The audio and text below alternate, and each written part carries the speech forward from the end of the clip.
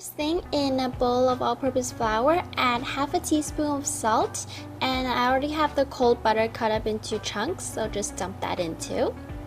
And then take a small knife and cut the butter up into smaller pieces, about the size of peas should be enough, and you should get a really chunky mixture like this. Then add some cold water little by little and mix evenly. Clean your hands well and start kneading the dough by hand. It should turn into a nice smooth looking dough coming apart from the sides of the bowl. I actually made this the night before and I left it in the fridge overnight. The very next day it might be a little hard, but it softens up quite quickly, and just roll it out into a circle. Mine is about 12 inches in diameter. Take a bit of flour and sprinkle it onto the rolling pin as well as on the surface of the dough, and then roll it up onto the pin. And clearly I should have taken a longer rolling pin to make my life easier, but I didn't, so I kind of had a hard time with this. And then just spread it out, unroll it onto the cooking dish, cut away any excess you may have, and we have our wonderful pie crust prepared. Now just leave in the fridge while we prepare the fillings. Here are the 3 kinds of mushrooms I'll be using, and also mince up the chicken meat really finely.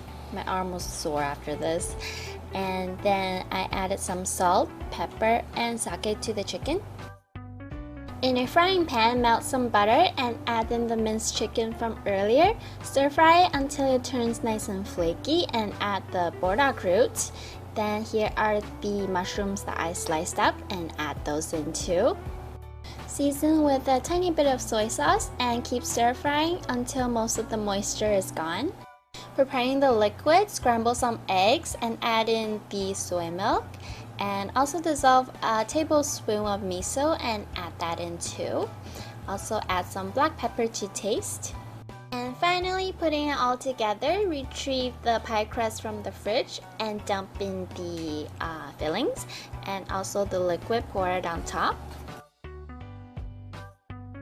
One last thing to do, spread on some mozzarella cheese and bake for around 30 to 40 minutes at 190 degrees until the top turns a golden brown color.